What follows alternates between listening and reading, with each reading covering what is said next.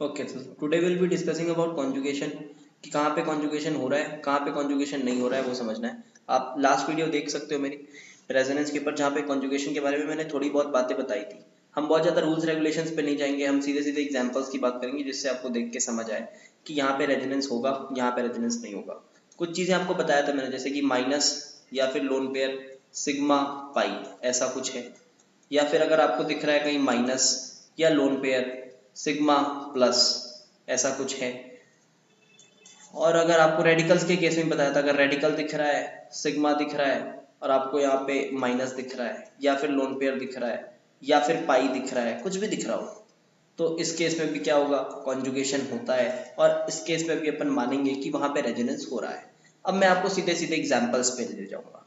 अभी resonating structure बनाना नहीं सिखाऊंगा, अभी बस इतना बताऊंगा कि रेजोनेंस कहाँ पे होगा, कहाँ पे नहीं होगा। उसके बाद अगले सेक्शन में अपन देखेंगे रेजोनेटिंग स्ट्रक्चर्स कैसे बनाए। देखो, सपोज ये एग्जांपल लेते हैं अपन, यहाँ पे ऐसा, यहाँ पे माइनस, क्या यहाँ रेजोनेंस होगा? हाँ होगा। देखो, क्योंकि लोन पेयर एक सिग्मा और पाई, तो यहाँ पे रेजोनेंस होगा, बिल्कुल होगा। उसके बाद आओ सी सी सी सी सी, डबल डबल। देखो यहाँ पे पाई है, यहाँ भी पाई है, लेकिन बीच में एक सिग्मा नहीं है। कितने सिग्मा हो गए?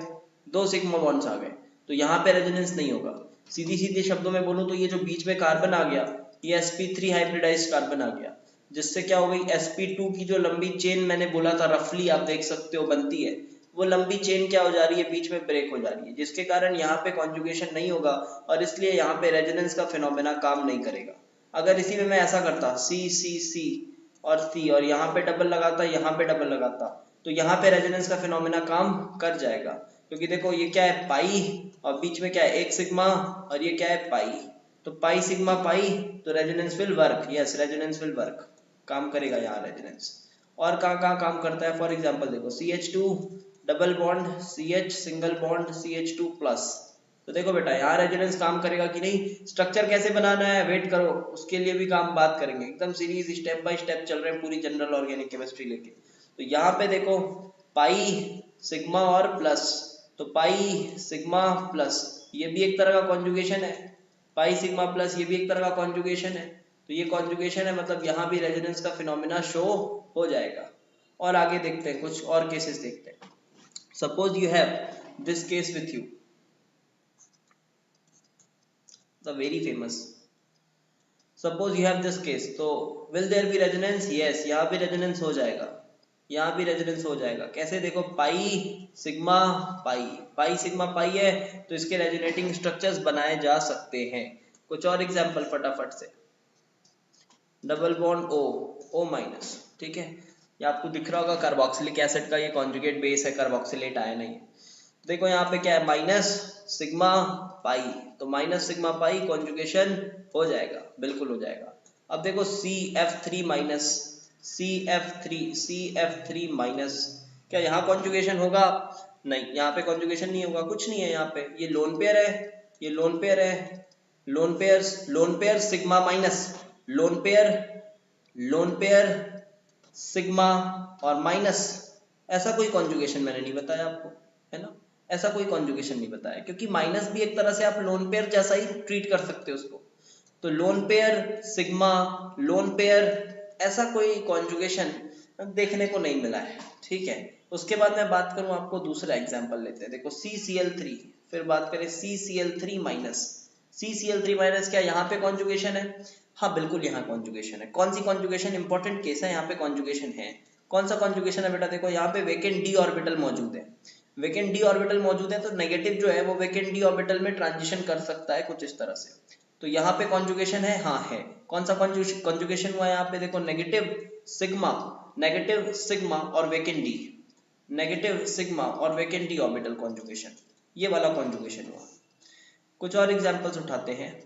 सपोज बात करें अपन C माइनस CH2Cl और यहाँ पे CH2Cl, क्या यहाँ भी कॉन्जुगेशन है? क्या यहाँ भी नेगेटिव और वेकेंट डी का कॉन्जुगेशन है? आंसर है नहीं, आंसर है नहीं, क्योंकि देखो बीच में कितने सिग्मा बॉन्ड आ गए, दोनों के बीच में, माइनस और वेकेंट डी के बीच में, और वेकेंट डी के बीच में कितने सिग्मा बॉन्ड आ गए? दो सिग्मा बॉन्ड आ गए।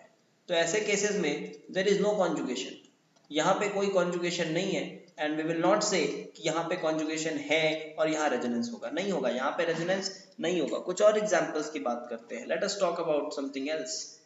जैसे कि सपोज मैं ये ले लेता हूँ पायरॉल, ये लेते हैं अपन पायरॉल, दिस एंड दिस। ये देखो यहाँ पे कॉन्जुगेशन है क्या?